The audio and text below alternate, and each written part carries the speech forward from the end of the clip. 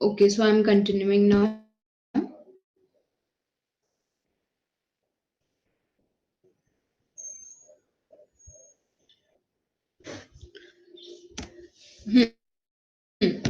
इसके बाद another theory that we have is, just a second.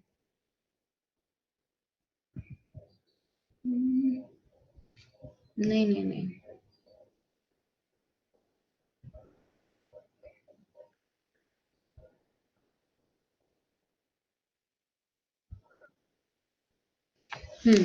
another theory that we have is the levels of processing theory. इसमें stages की जगह बस levels की बात करती है. द मेन आप कह सकते हो कॉन्सेप्ट ऑलमोस्ट सेम ही है, बस स्टेजेस की जगह लेवल्स बोल दिया है.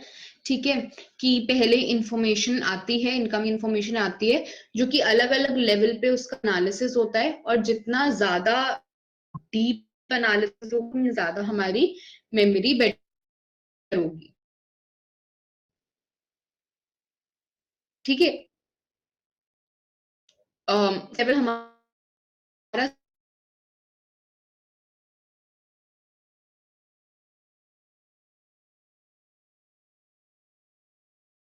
हम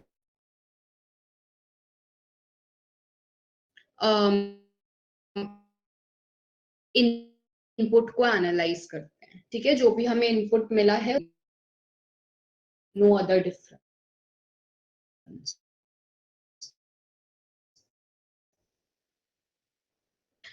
अब हमारी मेमोरी में इमेजरी का काफी बड़ा रोल होता है. इमेजरी इज द हमारे लॉन्ग टर्म मेमोरी में बेसिकली कोई भी इंफॉर्मेशन किस तरह से इनकोड हुई है, किस फॉर्म में इनकोड हुई है, दैट इज अ वेरी है. तो यूजुअली वो बहुत अच्छे से उसका रहता है हमारी लॉन्ग टर्म मेमोरी में, या फिर वो हमने वर्बल इंफॉर्मेशन को काफी अच्छे से मीनिंग दिया हुआ है या ऑर्गेनाइज किया हुआ है, तो भी वो लॉन्ग टर्म रिटेंशन में बहुत अच्छे से रहेगी. एंड नो मैटर खुद हमें वो चीजें याद रहेंगी अनटिल एंड अनलेस कि आपको एमनेशिया हो गया. So we remember those things. ठीक है, इमेज वो चीज है जिसको आप वर्ड्स में बहुत अच्छे से डिफाइन नहीं कर सकते. आपके दिमाग में वो चीजें इमेज के फॉर्म में होती हैं, with the exception of just do not seem to be literal copies of the input. Usually जो हमारी images होती हैं वो literal copy नहीं होती. जो हमने देखा था वो उसका एक मतलब काइंड ऑफ प्रोटोटाइप सा हो जाता है. ठीक है, so in case of visual images, for example, the picture in the head is not an exact copy of the input या representation of what is in the world around us. So हमारे आस पास के world में हमने जो भी देखा उसका एक पार्ट यानी कि आधा अधूरा और एक ऑल्टर्ड हिसाब से मोल्ड कर लिया है उसका होते हैं ये जो कि में को हम कहते हैं to observe of the word to rate the ability to form a image of that word. ठीक है, ऐसे words for which visual images were easily formed were called concrete. यानी कि ऐसे words जिनके लिए आप बहुत आसानी से, अगर मैं आपसे बोलूं मर्सी, तो आप अपने दिमाग में ज्यादा से ज्यादा एक सिनारियो इमेजिन कर सकते हो जिसमें एक इंसान दूसरे इंसान के साथ मर्सी शो कर रहा है, लेकिन मर्सी इन अ टर्म आप उसको नहीं अपने दिमाग में विजुअलाइज कर सकते हो, तो दैट इज एब्स्ट्रैक्ट। इसके बाद इसमें एक और चीज हुई थी पेयर्ड एसोसिएट्स लर्निंग की। ये लर्नर आपको पेयर्स दे दिए जाते हैं के, जिसको पेयर कर दिया जाता है उन वर्ड्स के इंग्लिश इक्विवेलेंट के साथ। फॉर एग्जाम्पल जर्मन में वर्ड होता है इश,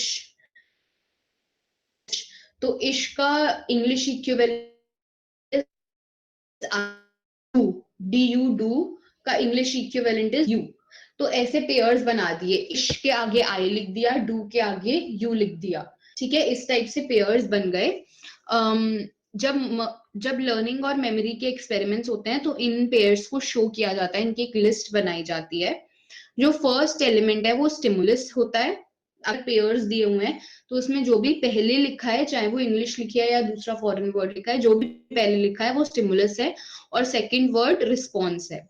जब आप जब आप कोई भी स्टिमुलस दोगे तो इंसान को उसका रिस्पॉन्स बताना है, रिकॉल करना है, ठीक है। तो अगर मैंने डू बोला तो आपको यू बोलना है, अगर मैंने इश बोला तो आपको आई बोलना है, या अगर मान लो आई पहले लिखा हुआ है तो अगर मैंने आई बोला है तो आपको इश बोलना है, मैंने यू बोला है तो आपको डू बोलना है, ठीक है,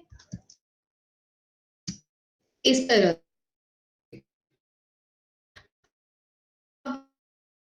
हाँ, और एक चीज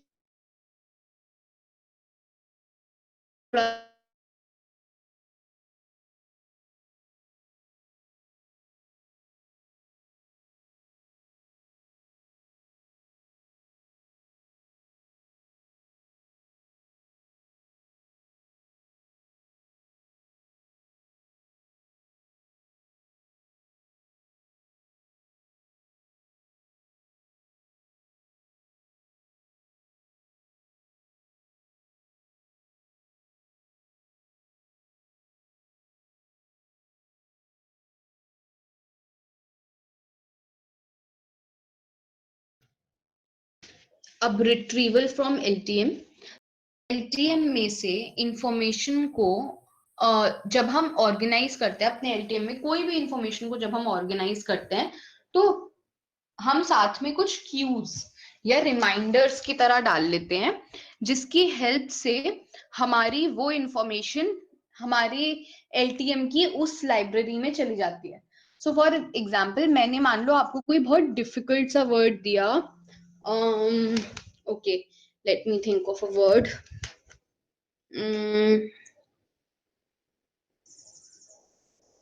ठीक है, मान लो मैंने आपको प्रोसीजरल मेमोरी वर्ड दिया, ठीक है, आपने उसको समझा, आपने उसके साथ क्यूज क्या ले लिए होंगे, हो सकता है आपने साइकिल चलाना, या स्मृति आपने एग्जांपल दिया था लिखने का, तो आपके दिमाग में उसके साथ क्यू क्या बना, वही image that you are writing, तो दिस इज प्रोसीजरल मेमोरी, ठीक है। तो प्रोसीजरल मेमोरी आपकी आपकी मेमोरी के कौन सी लाइब्रेरी में चली गई, जहां पर आप लिख रहे हो। So your Q would be, अगर मैं आपसे बोलूंगी कि लिखने वाली जो मेमोरी होती है वो कौन सी वाली होती है, प्रोसीजरल या डिक्लेरेटिव, तो यू विल से प्रोसीजरल। तो दीज आर क्यूज जिनको हम एसोसिएट कर लेते हैं with whatever memory we want to keep. When people learn things, they often provide their own organization, the subjective organization of what they are learning.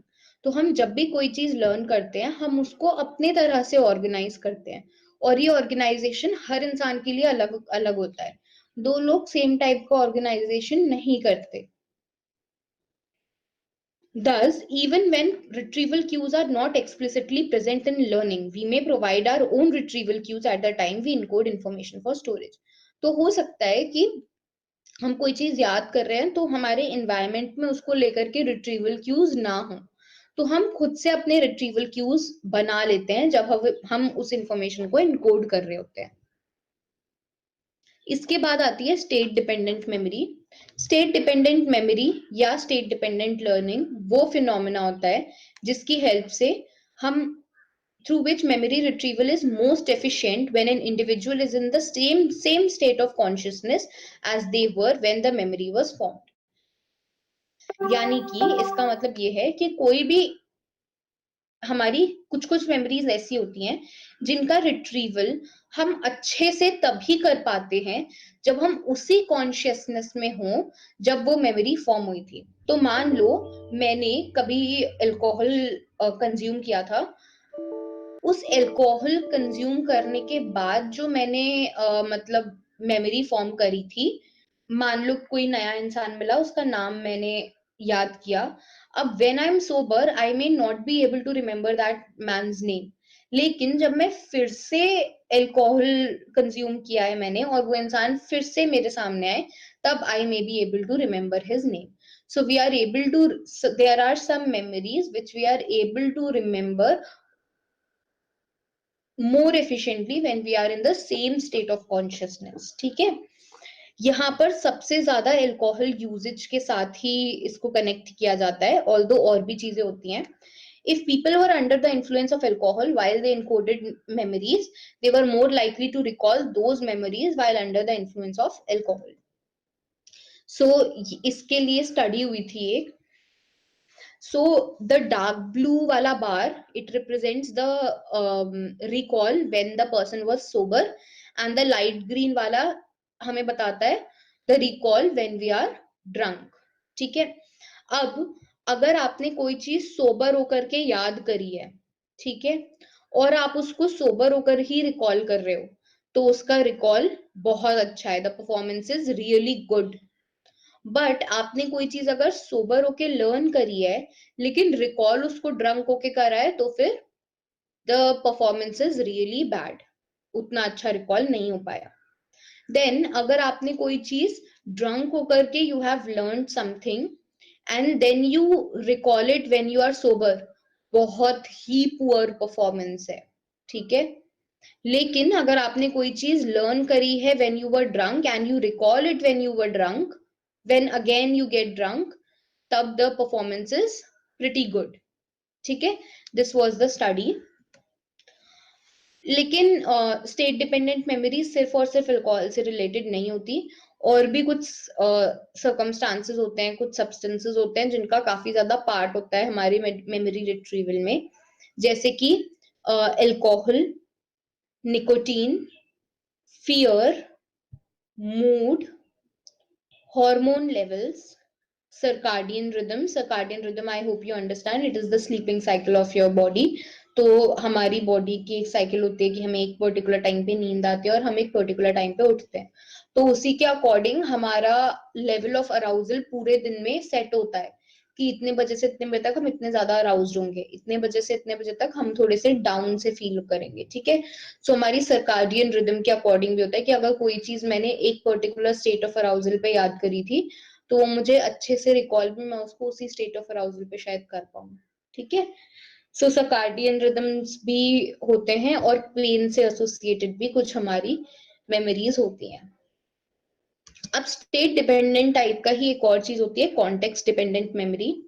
जैसे कि state dependent memories consciousness के साथ deal करती है, वैसे ही context dependent memory context के साथ, जिसमें हमने किस एनवायरनमेंट में हमने कोई चीज याद करी है उस पर डिपेंडेंट होते हैं।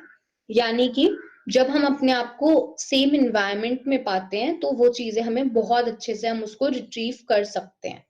ठीक है, सो फॉर एग्जाम्पल अगर मैं एक रूम में गई थी, मतलब एक पर्टिकुलर रूम से एसोसिएटेड कोई मेमोरी है, तो शायद उस रूम में जाकर के मुझे वो मेमोरी बहुत अच्छे से याद आएगी। हो सकता है वैसे मुझे इतने अच्छे से वो चीज याद ना आए, लेकिन अगर मैं उस सेम रूम में जाऊं तो शायद वो चीज मुझे अच्छे से याद हो जाए। External factors like the room in which someone was in or smells that they took in at the time of encoding play a role here। तो ना सिर्फ कौन सा रूम है, क्या एनवायरनमेंट है, it is also about the smell, lighting, उस environment में जो कुछ भी होता है वो सब कुछ एनकोडिंग में और फिर उस इंफॉर्मेशन के रिट्रीवल में रोल प्ले करता है। Now we have forgetting.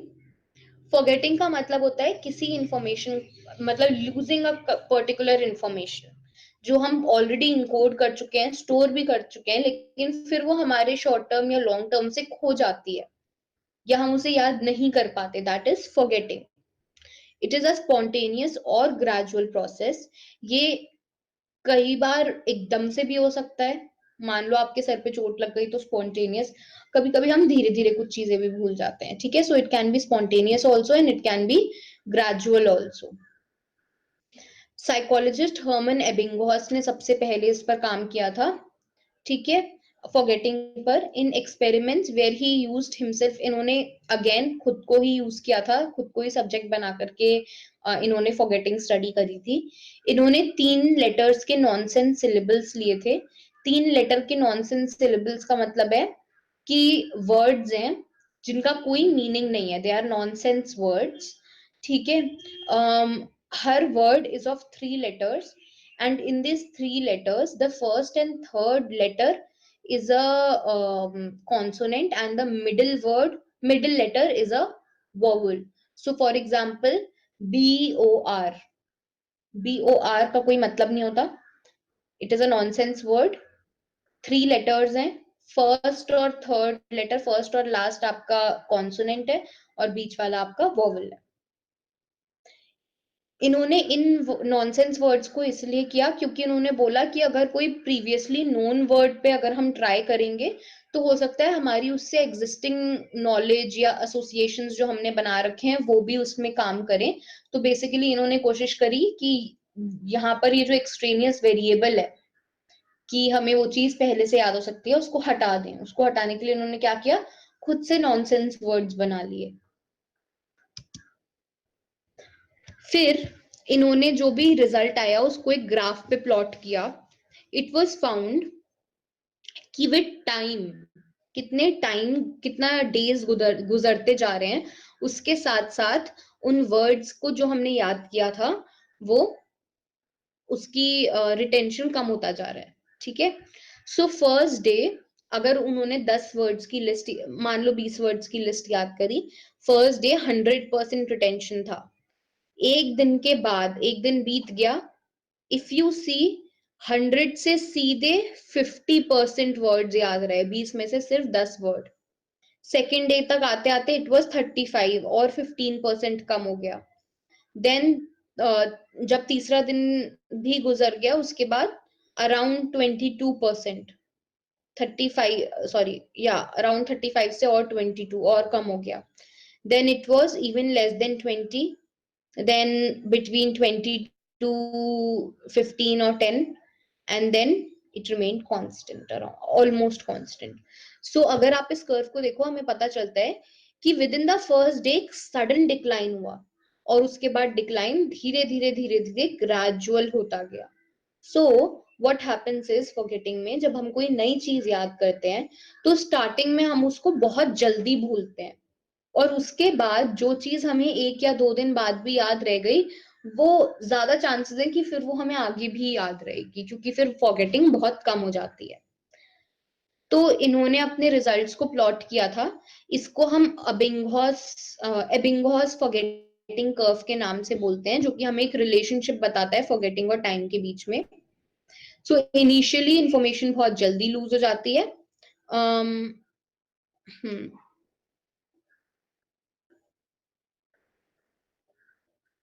हमने किसी भी चीज को कैसे लर्न किया, कितनी फ्रिक्वेंटली उसको रिहर्स करा, इन सब चीजों का बहुत बड़ा रोल होता है कि हमारी कोई भी मेमोरी लूज हो जाएगी या फिर वो रहेगी।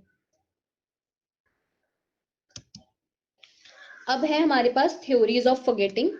सबसे पहली है interference theory of forgetting. So interference is an explanation for forgetting in long term memory.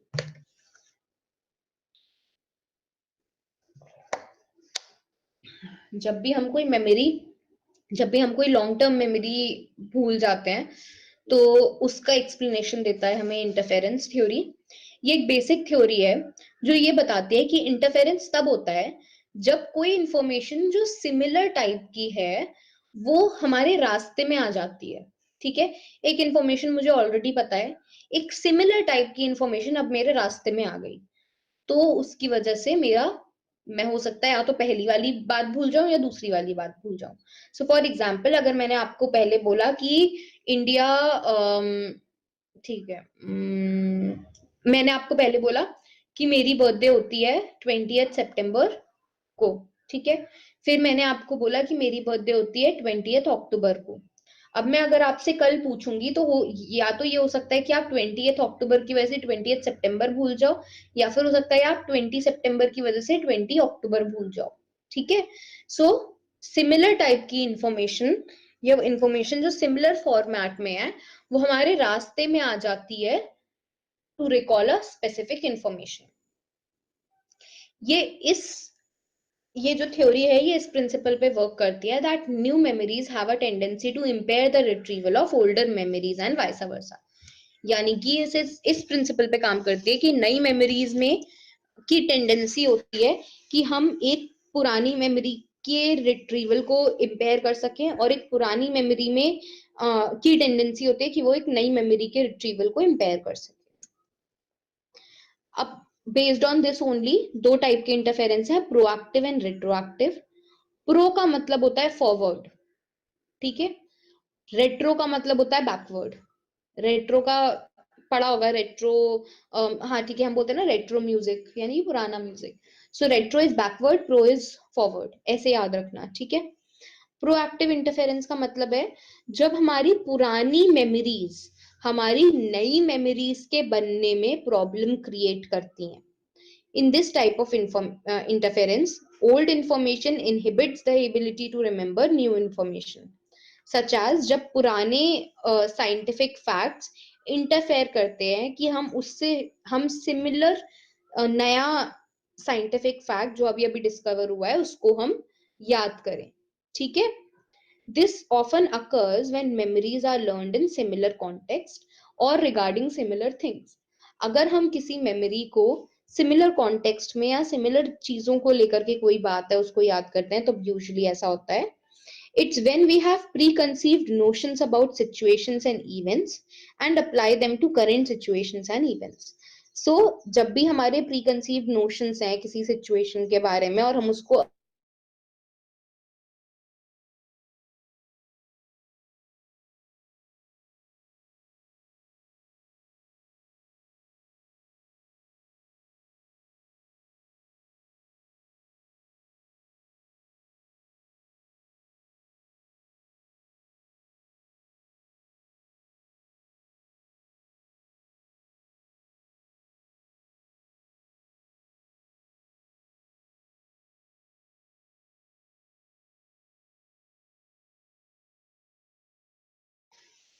another example that is here is कि आपको अपने हाई स्कूल का लॉकर का कॉम्बिनेशन याद था 170432।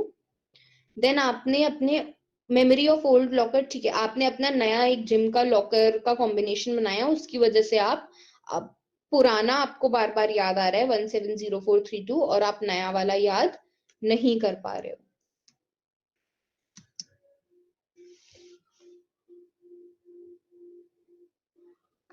Then there is retroactive interference. Retroactive interference का मतलब है जब हमारी ओल्ड मेमोरीज चेंज हो जाती हैं न्यू वंस की, नई मेमोरीज की वजह से इतना ज्यादा कि हम ओरिजिनल मेमोरी भूल ही जाते हैं पूरी तरह से। This is when newly learned information interferes with and impedes the recall of previous learned information. The ability to recall previously learned information is greatly reduced if that information is not utilized and there is substantial new information being presented. तो अगर आपने बहुत सारी नई information present कर दी है और आप पुरानी इंफॉर्मेशन को बिल्कुल भी यूटिलाइज नहीं करते हो तो आपकी पुरानी इंफॉर्मेशन को याद करने की जो एबिलिटी है वो और ज्यादा कम हो जाएगी।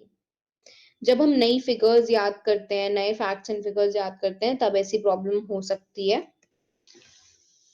एग्जाम्पल हो सकता है कि आपने एक पेपर से एरोप्लेन बनाना सीखा था एंड देन आपको कुछ नया तरीका सिखाया गया, तो आप उसकी वजह से जो पुराना तरीका था वो याद नहीं कर पा रहे हो। अनदर एग्जाम्पल इज आपने फ्रेंच पढ़ी, फिर आपने स्पेनिश पढ़ी। अब इसके बाद आपने जब फ्रेंच का टेस्ट दिया तो आपके फ्रेंच के टेस्ट में आपकी परफॉर्मेंस उतनी अच्छी नहीं हुई, आप अच्छे से नहीं कर पाए। क्यों? क्योंकि आपने जो स्पेनिश याद करी थी वो आपके फ्रेंच के रास्ते में आ रही है।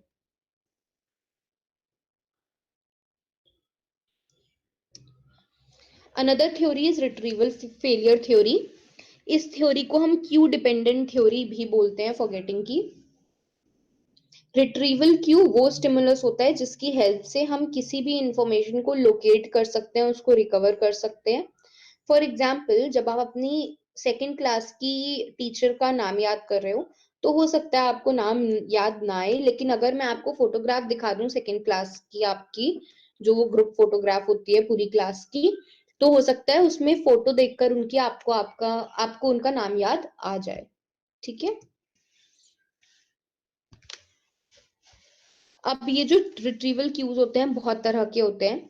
जैसे कि फर्स्ट है सिमेंटिक क्यूज, यानी कि जब हमने एक मेमोरी को दूसरी मेमोरी के साथ एसोसिएट करके याद करा है। For example, someone forgets everything about his trip to Ohio until he is reminded that he visited a certain friend there, and that cue causes him to recollect many more events of the trip. ठीक है, तो आपको अपनी कोई trip नहीं याद आ रही है, लेकिन फिर आपने आपने याद दिलाया कि यार जब तुम गए थे तो तुम उस फ्रेंड के पास गए थे और तुमने ये किया था। तब हो सकता है आपको याद अच्छा कि अच्छा हाँ मैं गया था। ठीक है। कई बार ऐसा होता है। दीज आर सिमेंटिक क्यूज, जिसमें हम एसोसिएट करते हैं एक मेमोरी को दूसरी मेमोरी के साथ। Then there are state dependent cues. ये हमारी स्टेट ऑफ माइंड से गवर्न होते हैं।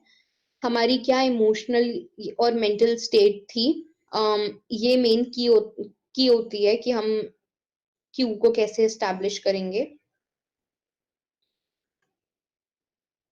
ठीक है। Under Q dependent forgetting theory, a memory might be forgotten until a person is in the same state. तो इस थ्योरी में हम हो सकता है एक मेमोरी तब तक भूले रहें जब तक हम उस सेम स्टेट में ना आ जाएं। ठीक है। Another type of cue is context dependent cues. ये इन्वायरमेंट और सिचुएशन पे डिपेंड करता है। हो सकता है हमें कुछ चीजें सिर्फ तभी याद आए जब हम उस सेम कॉन्टेक्स्ट में जाएं। जैसे कि कुछ चीजें हमें सर्टेन वेदर्स के हिसाब से याद आती हैं, सर्टेन डेज के हिसाब से याद आती हैं, कुछ कंपनी है, कोई लोकेशन है, कोई एक पर्टिकुलर स्मेल है, कोई सर्टेन सॉन्ग है, ठीक है, या कोई फ्लेवर है। These all are context dependent cues. तो हमारा ये जो रिट्रीवल फेलियर है ये यही कहता है कि ये जब क्यूज हमारे पास प्रेजेंट नहीं होते हैं तो उसकी वजह से कई बार हम नहीं चीजें याद कर पाते हैं, या फिर जब हमने इंफॉर्मेशन को एनकोड किया था तब हमने अपने पास इनफ क्यूज नहीं दिए थे उसको एनकोड करने के लिए, और इस वजह से अब हमें वो इंफॉर्मेशन याद नहीं आ रही है। अब यहाँ पर एक बहुत इंपॉर्टेंट कॉन्सेप्ट आता है, the tip of the tongue phenomena. Psychologists define this phenomena as a feeling that accompanies the temporary inability to retrieve information from the memory. मतलब वो वाली फीलिंग कि हमें पता तो है ये चीज क्या है बट उसका बस नाम नहीं आ रहा है। ठीक है, it's on the tip of my tongue but I can't just remember it even though you know that you know the answer. ठीक है, मतलब आपको पता होता है कि आपको आंसर पता है, लेकिन वो आपकी मेंटल रीच के बाहर सा हो जाता है बिल्कुल। Tip of the tongue events are more likely to happen, usually तब होते हैं जब हम बहुत थके होते हैं। ठीक है, लेकिन हमारी मेमोरी के फीचर्स, जैसे कि हमने कितने अच्छे से इनकोड किया था, इंटरफेरिंग मेमोरीज हैं या नहीं है, इन सब का भी इंफ्लुएंस होता है यहाँ पर। अगर हम tip of the tongue phenomena अभी अभी हम उसमें हैं, उस स्टेट में है, तो हम कई बार इस टाइप के वर्ड्स अपने एलटीएम में से निकालते हैं जिनकी या तो साउंड सेम है। जैसे कि अगर मुझे बोलना है प्रीच, तो मैं प्रीच की जगह बोलूंगी ब्रीच। ठीक है, या ब्लीच। तो सिमिलर वर्ड्स, जो सिमिलर वर्ड जैसे सुनाई देते हैं वो याद आ सकते हैं मुझे, या फिर जिसका जो स्टार्ट उसी वर्ड से हो रहा है पर पूरा हमें याद नहीं आ रहा। ठीक है, उसमें उतने ही नंबर ऑफ सिलेबल्स हैं जितने टारगेट वर्ड में है, या फिर उनका मीनिंग ऑलमोस्ट सिमिलर है।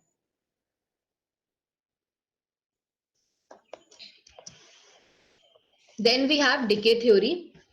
डिके थ्योरी ये बताती है कि जब हम कोई चीज नई लर्न करते हैं तो हमारी मेमोरी में एक ट्रेस बन जाता है, उसका एक न्यूरोकेमिकल ट्रेस बन जाता है। लेकिन अगर इस ट्रेस को हम यूज नहीं करते हैं तो विद टाइम ये डीजेनरेट हो जाता है। ठीक है,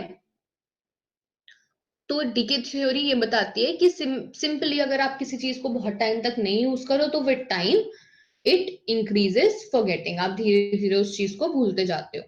लेकिन कुछ ओल्ड मेमोरीज ऐसी होती हैं जो हमारी रीसेंट मेमोरी से भी बहुत ज्यादा स्ट्रांग होती हैं।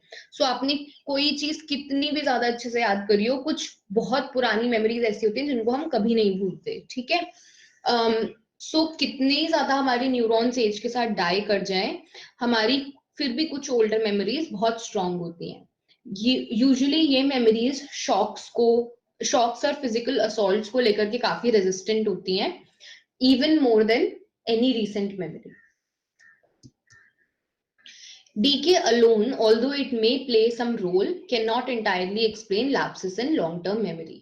ठीक है, डीके का रोल जरूर होता है लॉन्ग टर्म मेमोरी में, लेकिन ये पूरी तरीके से हमारी जो हम चीजें भूल जाते हैं उसको एक्सप्लेन नहीं कर सकता obviously.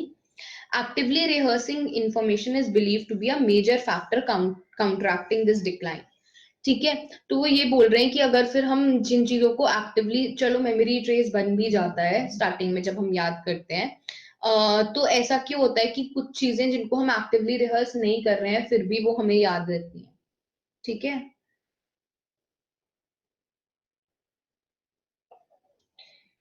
DK theory gives the simplest explain, मतलब ये बेसिकली फॉरगेटिंग का एक सिंपल सा एक्सप्लेनेशन बताता है कि भैया टाइम के साथ हम भूल जाते हैं, खत्म कहानी। सो बेसिकली ये ऐसी थ्योरी है जो हमारे एक कॉमन सेंस व्यू में, एक लेमैन टर्म्स में बहुत अच्छे से हम इससे रिलेट कर सकते हैं, ओके।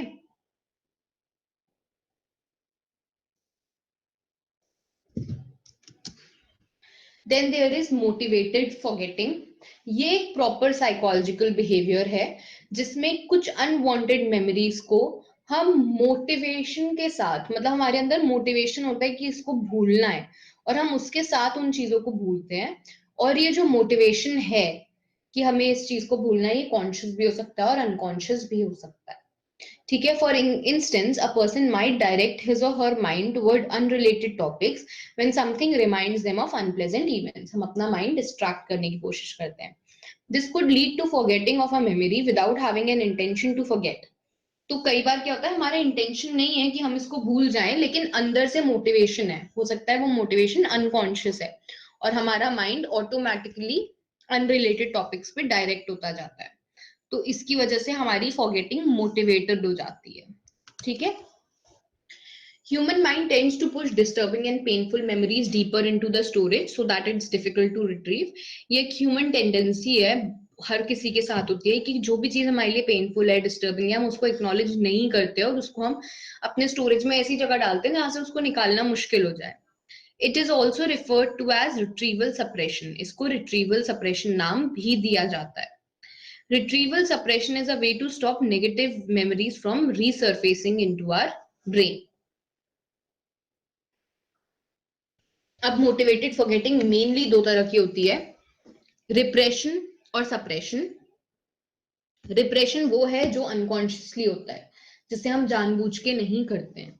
सप्रेशन वो होता है जो कॉन्शियसली होता है, जिसे हम जानते हैं कि हम कर रहे हैं और हम करते हैं, जानबूझ के करते हैं कि मुझे ये चीज याद नहीं रखनी है। रिप्रेशन का कॉन्सेप्ट 1915 में आया था, ऑब्वियसली सिगमंड फ्रॉइड के साइकोएनालिटिक मॉडल से, जो कि ये बोलता है कि हम अनकॉन्शियसली या सबकॉन्शियसली कुछ अनप्लेजेंट थॉट्स को और अपने फीलिंग्स को अनकॉन्शियस में पुश कर देते हैं, ठीक है। हमें याद ही नहीं रहता कि ऐसा कुछ हुआ भी था। ऐसा यूजुअली ट्रोमैटिक केसेस में होता है, आपके ट्रोमैटिक एक्सपीरियंसेस में होता है कि आपकी लाइफ में कुछ बहुत ही ज्यादा ट्रोमैटिक हुआ हो, तो आपको वो याद ही नहीं रहता कि आपके साथ ऐसा कुछ हुआ था, बिकॉज सबकॉन्शियसली आपके माइंड ने उसको धक्के मार करके आपके अनकॉन्शियस में डाल दिया। However, repressed memories, although repressed, have been known to, लेकिन obviously इनसे हमारी behaviors, dreams, decision making, हमारे emotions, moods बहुत ज्यादा influence होते हैं। For example, a child abused by a parent who had repressed the memory has trouble forming relationships. So एक बच्चा जो कि अपने पेरेंट से he was abused when he or she was a very very little child, हो सकता है उसको वो बात याद ना हो, रिप्रेस्ड हो गई है वो मेमोरी, लेकिन उसको रिलेशनशिप फॉर्म करने में प्रॉब्लम होती है, उसको ट्रस्ट इश्यूज रहते हैं।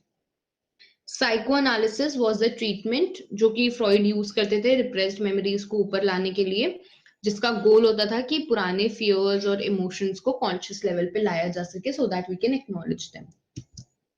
Suppression on the other hand is a deliberate and conscious attempt. ये जानबूझ के किया जाता है कि हम अपनी मेमोरीज को, ऐसे थॉट्स को जो हमें पेन दे रहे हैं उनको हम दबा दें। इस फिनोमिनन में आप कॉन्शियसली स्ट्रैटेजीज डालते हो, अपने आप को शिफ्ट करते हो, अपना माइंड डाइवर्ट करते हो, जिसको बोलते हैं ना कि we have to move on from something. ठीक है, तो हम अपने आप को अलग अलग मेमोरी अलग अलग एक्टिविटीज में इंडल्ज करते हैं,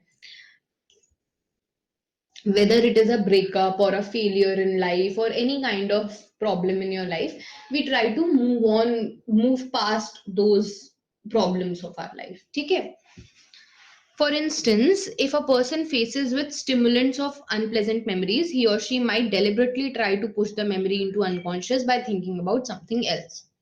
But thought suppression is a time consuming task, काफी डिफिकल्ट भी होता है, टाइम कंज्यूमिंग भी होता है। ऑल्सो जो हमारी मेमोरीज होती हैं, अगर आप सप्रेशन कर रहे हो तो बहुत ही थोड़ी सी प्रॉम्प्टिंग के बाद भी वो तुरंत, आपने बहुत मुश्किल से उसको सप्रेस किया है और सडनली इतनी सी प्रॉम्प्टिंग आई और वो वापस आ जाती है आपकी मेमोरी में।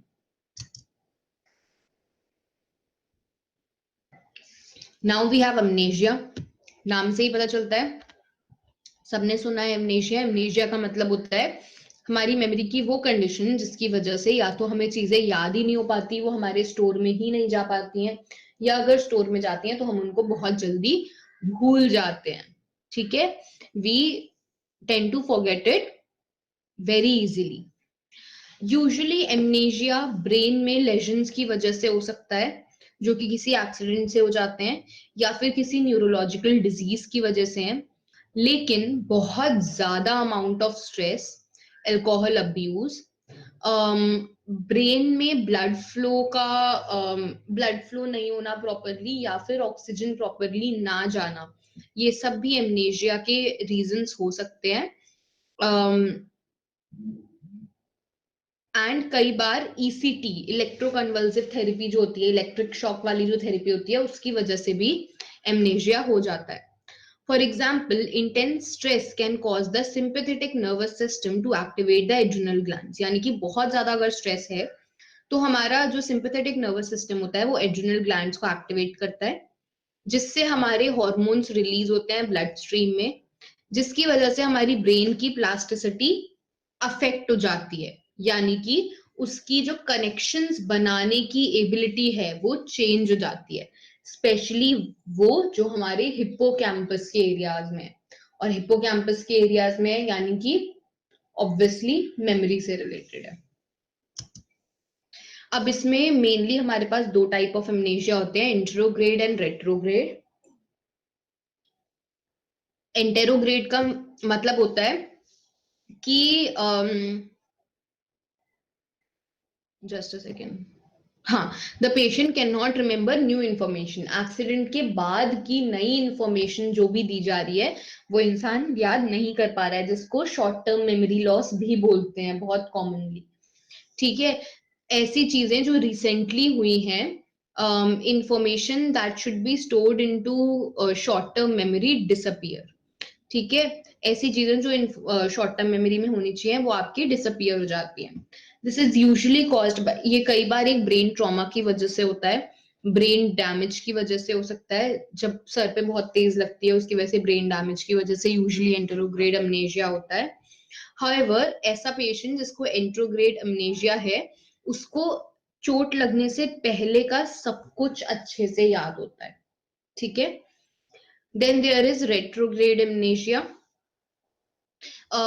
ये एंटेरोग्रेड का ऑपोजिट होता है। यहाँ पर हमारे एक्सीडेंट से पहले का हमें कुछ भी नहीं याद रहता है, लेकिन एक्सीडेंट के बाद की मेमोरी इंटैक्ट है। एक्सीडेंट के बाद आप जो भी बताओगे इंसान को सब याद हो जाएगा, उसको सब याद रहेगा, वो कुछ भी नहीं भूलेगा, लेकिन एक्सीडेंट से पहले का कुछ भी याद नहीं रहता है। ठीक है, बहुत कम इंस्टेंसेस होते हैं जिसमें इंसान को रेट्रोग्रेड और एंटेरोग्रेड दोनों अमनेशिया साथ में हो जाता है। ठीक है, बहुत कम इंस्टेंसेस होते हैं। और अगर रेट्रोग्रेड और एंटेरोग्रेड अमनेशिया साथ में होता है तो उसको बोलते हैं ट्रांजिएंट ग्लोबल अमनेशिया, यानी कि एक temporary loss of all the memory. कोई ना पुराना याद है, नया भी याद होता है तो भूल जाते हो। The patient with transient global amnesia also finds it very hard to form new memories. ऐसा पेशेंट जिसको ट्रांजिएंट ग्लोबल एमनेशिया है उसको नई मेमोरीज भी नहीं याद होती हैं, यानी कि सिवियर एंटेरोग्रेड एमनेशिया रहता है। लेकिन पास्ट मेमोरीज का जो लॉस होता है that is usually comparatively milder.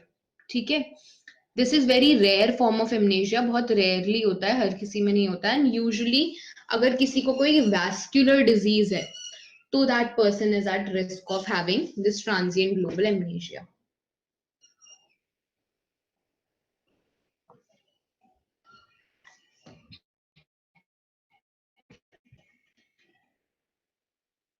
Then there is hysterical amnesia. इसको dissociative fugue बोलते हैं। अब हम साइकोलॉजी में वी हैव डिस्कस्ड डिसोसिएटिव फ्यूग। इसमें बेसिकली क्या होता है, this is the psychological disorder mainly. Basically इसमें क्या होता है कि हम अपना पास्ट नहीं, हम अपनी पूरी आइडेंटिटी ही भूल जाते हैं। हम कौन है, कहाँ रहते हैं, क्या काम करते हैं, कौन हमारे पेरेंट्स हैं, कौन रिलेटिव्स हैं, हमें कुछ नहीं याद रहता। We suddenly travel to a new place जहां हमारी नई आइडेंटिटी है। अब वहां आप ड्राइविंग लाइसेंस दिखा दो, पैन कार्ड दिखा दो, कुछ भी दिखा दो, हम एसोसिएट नहीं कर पाएंगे। इनफैक्ट हम अपना चेहरा भी शीशे में देखेंगे तो हम नहीं समझ पाएंगे कि हम कौन है, हमें अपनी पुरानी आइडेंटिटी याद नहीं आएगी। ठीक है, so the thing is that we gain a complete new identity and then suddenly आप एक दिन जगोगे और आपको याद आएगा कि ये मैं कहाँ आ गया। देन यू रियलाइज कि यार मैं तो कहीं और था, अब मैं किसी I am at a completely new place. And जो मुझे लास्ट चीज याद है that was 4 months before, suddenly April से अगस्त कैसे आ गया, the person can not just remember. This is called dissociative फ्यूग।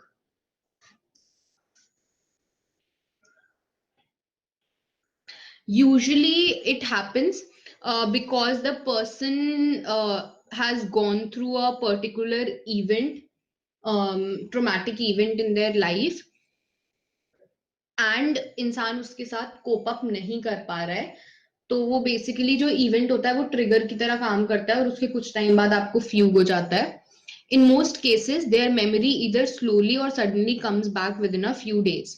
सो ज्यादातर केसेस में क्या होता है कि फ्यूग के कुछ दिन बाद या 1 महीने 2 महीने बाद धीरे धीरे ग्रेजुअली उनकी मेमोरी याद आ जाती है उनको वापस, या तो धीरे धीरे या फिर सडनली उनको उनकी मेमोरी, अपनी आइडेंटिटी, अपनी मेमोरी पूरी याद आ जाती है। हाउएवर जिस इवेंट से ये ट्रिगर हुआ था, इंसान को यूजुअली वो इवेंट कभी भी पूरी तरीके से कंप्लीटली याद नहीं आता है।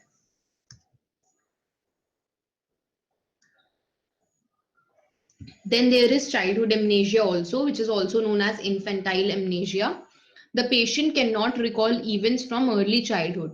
So the patient has no memories from their childhood. Experts say that this type of amnesia may be associated with language development. Usually आपके language development से associated होता है ये वाला amnesia. Associated in the sense कि आपकी क्योंकि language नहीं डेवलप हुई है तो आपकी मेमोरी में चीजें सिर्फ विजुअल फॉर्म में है और विजुअल फॉर्म में आप उनको याद नहीं कर पा रहे हो। ठीक है, so there is no meaning, there is no association, there are no retrieval cues, क्योंकि there is no language. And the thing is हम अपने थॉट्स को एक्सप्रेस नहीं कर पाते हैं जब तक हमारे पास वर्ड्स ना हो। ठीक है, सो व्हाट हैपेंस इज कि क्योंकि हमारा लैंग्वेज डेवलपमेंट एक टाइम तक नहीं हुआ होता है, एक सर्टेन एज तक नहीं हुआ होता है, दैट इज व्हाई हमारी वहां की मेमोरीज सिर्फ और सिर्फ कहीं होंगी लेकिन हम उनको एक्सप्रेस नहीं कर पाते, उनको समझ नहीं पाते। And there are no retrieval cues, हमारे पास कोई भी क्यूज अवेलेबल नहीं होते हैं, कोई भी एसोसिएशन अवेलेबल नहीं होते हैं। सम अदर एक्सपर्ट से दैट कई बार ये इसीलिए भी हो सकता है चाइल्डहुड एमनेशिया कि आपके ब्रेन का कोई एक पर्टिकुलर मेमोरी का area especially hippocampus might not have been fully mature during childhood, because of which you cannot remember things from your childhood. Although यहाँ पर जो लैंग्वेज डेवलपमेंट की बात करी है वो 2-3 साल तक की बात करी कि हमें 2-3 साल पहले का याद नहीं होता है, 2-3 साल से पहले का। सो जब हम 1 ईयर के थे हमें याद नहीं हुआ, लेकिन यूजुअली लोगों को 2-3 साल के बाद तो याद होता ही है, ठीक है। उससे भी ज्यादा याद नहीं है तो आप बोलते हो कि हाँ एक्चुअली प्रॉब्लम है। And this is the thing with me, I can not remember anything from my childhood. जब मैं आई थिंक 7-8 ईयर्स की होंगी तब का, दैट इज द फर्स्ट, वहां का एक मेमोरी, एक फर्स्ट इंसिडेंट मुझे याद है, मतलब that is the earliest incident I can remember from my life. उससे पहले का मुझे कुछ नहीं याद, और उस इंसिडेंट के बाद भी फिर बहुत आगे का कुछ कुछ कुछ कुछ याद है। ऐसे I cannot remember anything from my childhood. So whatever may be the reason, it happens, and it happens with a lot of people. I personally know 4 or 5 people who have this thing that they cannot remember anything from their childhood. So it is not rare, it is actually very common. Now, how to improve your memory? What are the ways to improve your memory?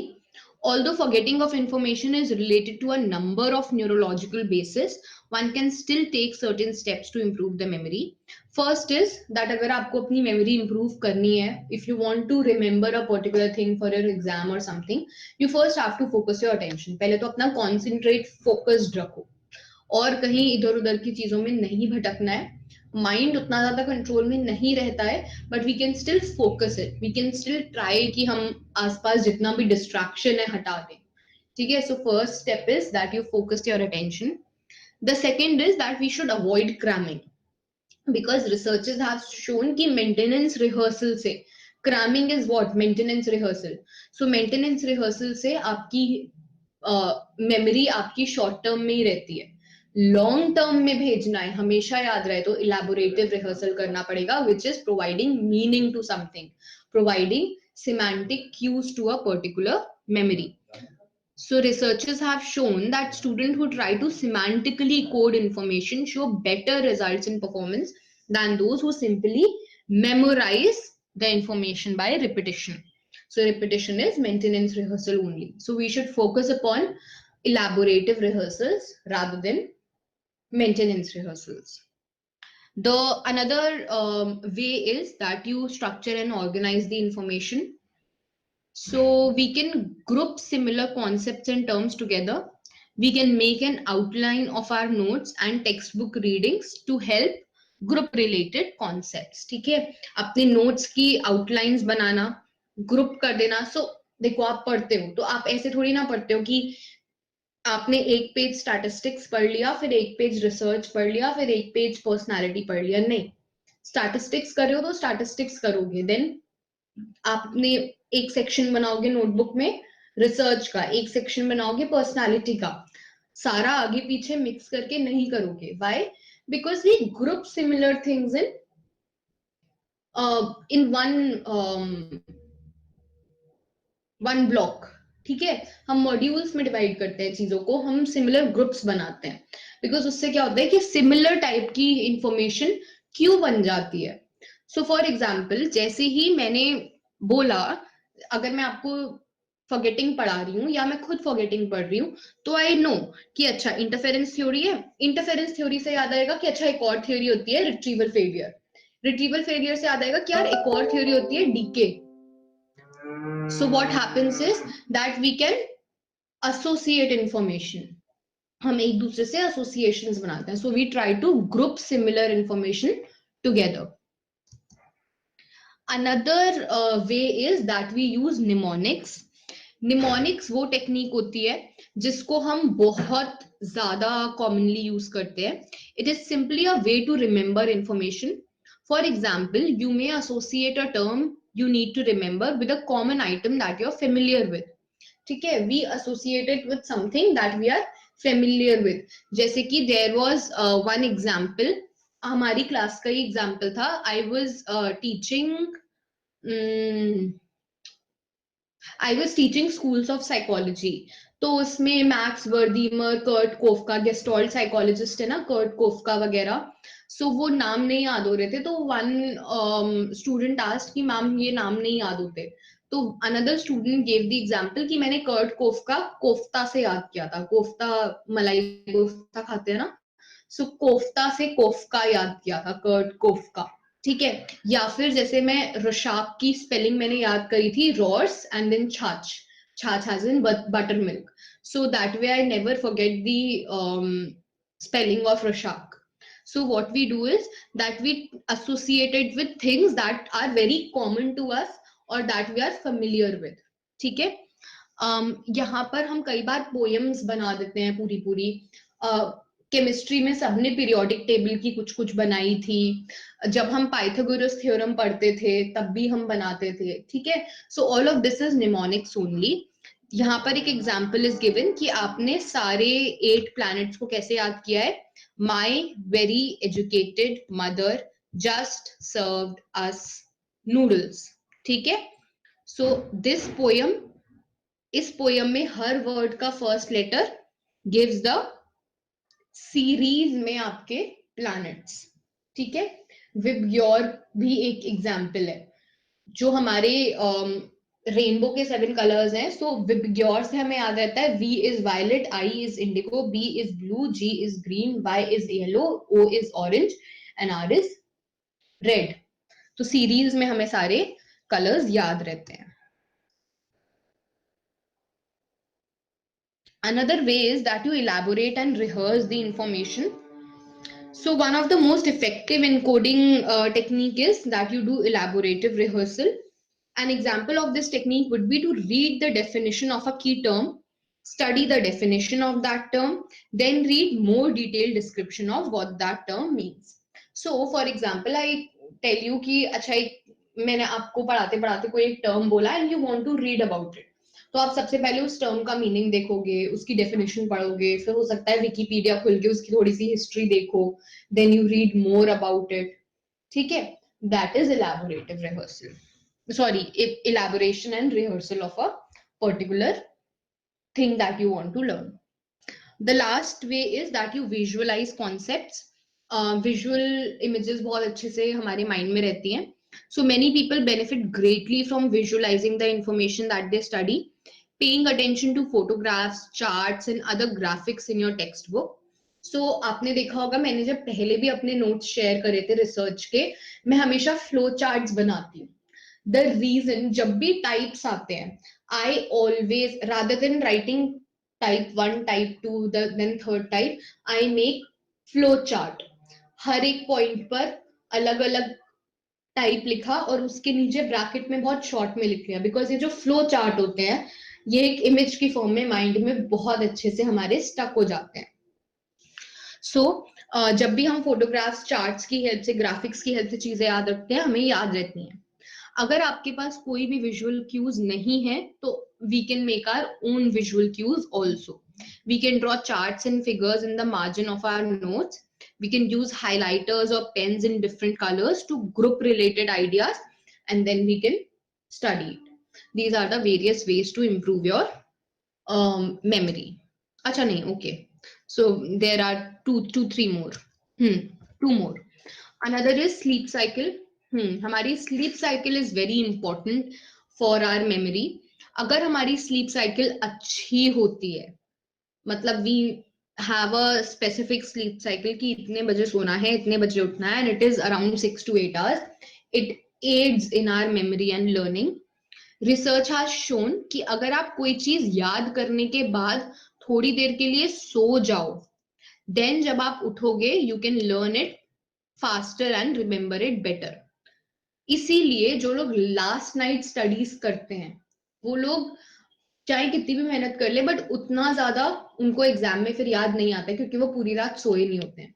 सोने से क्या होता है, हमें क्या लगता है कि यार याद किया, सो जाएंगे, सुबह उठेंगे तो भूल गए होंगे, पर ऐसा नहीं होता है।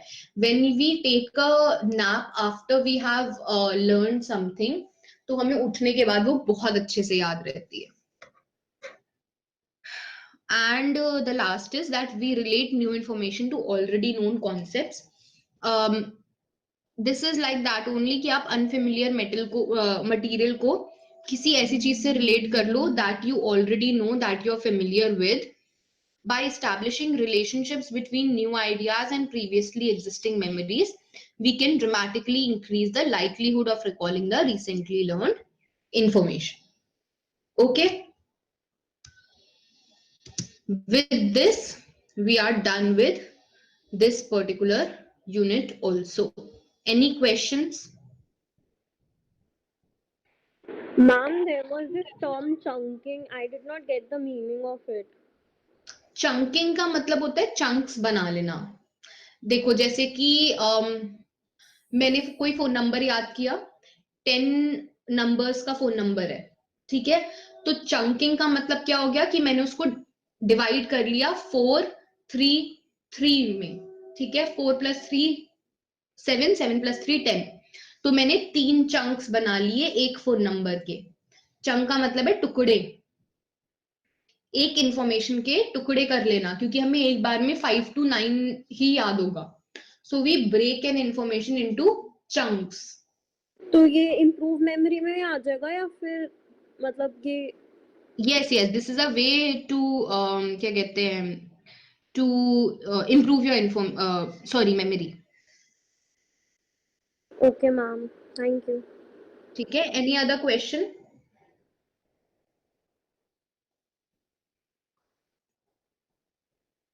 No ma'am. Okay then, see you guys tomorrow.